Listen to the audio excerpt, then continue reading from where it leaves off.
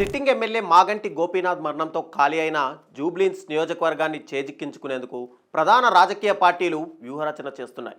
జూబ్లీహిల్స్ నియోజకవర్గంలో అధిక సంఖ్యలో ముస్లిం ఓటర్లు ఉండడంతో ఇక్కడ మజ్లిస్ పార్టీ వ్యూహాత్మకంగా పావులు కదుపుతోంది. కాంగ్రెస్ పార్టీతో స్నేహపూర్వకంగా ఉంటూనే ఉప ఎన్నికల్లో ఈ సీటు కైవసం చేసుకునేందుకు ఎత్తుగడలు వేస్తోంది. జూబ్లీహిల్స్ నియోజకవర్గాన్ని ఎలాగైనా తమ ఖాతాలో వేసుకోవాలని ప్రయత్నిస్తున్న మజ్లిస్ పార్టీ ఉప ఎన్నికల్లో మహిళా అభ్యర్థిని రంగంలోకి దింపాలని చూస్తున్నట్టు సమాచారం అందుతోంది. మహిళా సాధికారిత కోసం గలం విప్పుతున్న విద్యావంతురాలు జాతీయ కరాటే ఛాంపియన్ సయ్యదా ఫలక్ అభ్యర్థిత్వాన్ని పరిశీలిస్తున్నట్టు తెలుస్తోంది. మహిళను అభ్యర్థిగా నిలబెడితే మహిళల ఓట్లతో పాటు మైనార్టీ ఓట్లను కూడా సాధించవచ్చని ప్లాన్ చేస్తోంది.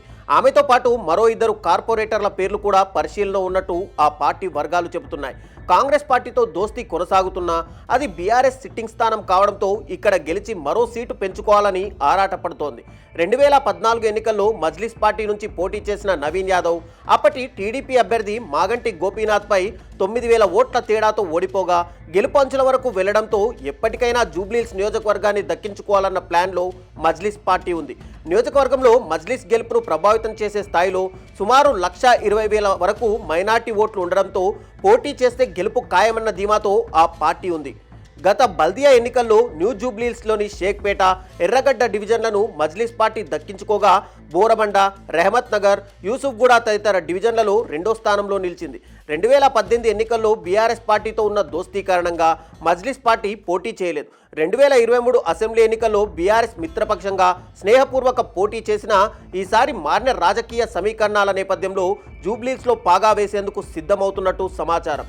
మజ్లిస్ ఇప్పటికే పాత బస్తీలో తిరుగులేని శక్తిగా ఎదగగా ఇక్కడి 7 నియోజకవర్గాలు మజ్లిస్కు కంచుకోటగా మారాయి. ఏ పార్టీ అధికారంలోకి వచ్చినా వారితో స్నేహపూర్వకంగా ఉంటూ వస్తున్న మజ్లిస్ ప్రస్తుతం అధికార కాంగ్రెస్ పార్టీతో దోస్తీ చేస్తున్న జూబ్లీహిల్స్ బీఆర్ఎస్ సిట్టింగ్ సీటు కావడంతో దీన్ని ఎలాగైనా దక్కించుకోవాలని భావిస్తోంది. కాంగ్రెస్ పార్టీ కూడా జూబ్లీహిల్స్ నియోజకవర్గాన్ని దక్కించుకోవాలన్న పట్టుదలతో ఉండగా దీనికోసం ఇప్పటి నుంచే పకడ్బందీ వ్యూహాలు రచిస్తోంది. తెలంగాణ ఆవిర్భావానికంటే ముందు నుంచి కాంగ్రెస్కు మజ్లిస్తో మంచి దోస్తానా ఉంది. 1957 నుంచి ఇప్పటి వరకు జూబ్లీహిల్స్ నియోజకవర్గంలో నిర్వహించిన ఎన్నికల్లో ఎక్కువసార్లు గెలిచిన పార్టీ కూడా కాంగ్రెసే. ఇక్కడ ఆ పార్టీకి మంచి ఓట్ బ్యాంక్ ఉంది. ఈ క్రమంలో ఈసారి నిర్వహించబోయే ఉప ఎన్నికల్లో ఈ స్థానాన్ని గెలిచి తీరాలన్న పట్టుదలతో ఉంది. రాష్ట్రంలో అధికారంలో ఉండడం, కంటోన్మెంట్ ఎన్నికల్లో గెలవడం కూడా లాభిస్తుందని, తమకు జూబ్లీహిల్స్ను వదిలేయాలని మజ్లిస్ పార్టీ పెద్దలతో చర్చించే అవకాశం ఉన్నట్టు సమాచారం. దీంతో స్నేహం కోసం మజ్లిస్ పోటీ చేయకుండా ఉంటుందా, లేక నగరంలో తమ పార్టీ కూడా మరో సీటును సాధించాలన్న పట్టుదలతో పోటీలో ఉంటుందా అన్నది రాజకీయంగా ఆసక్తికరంగా మారింది.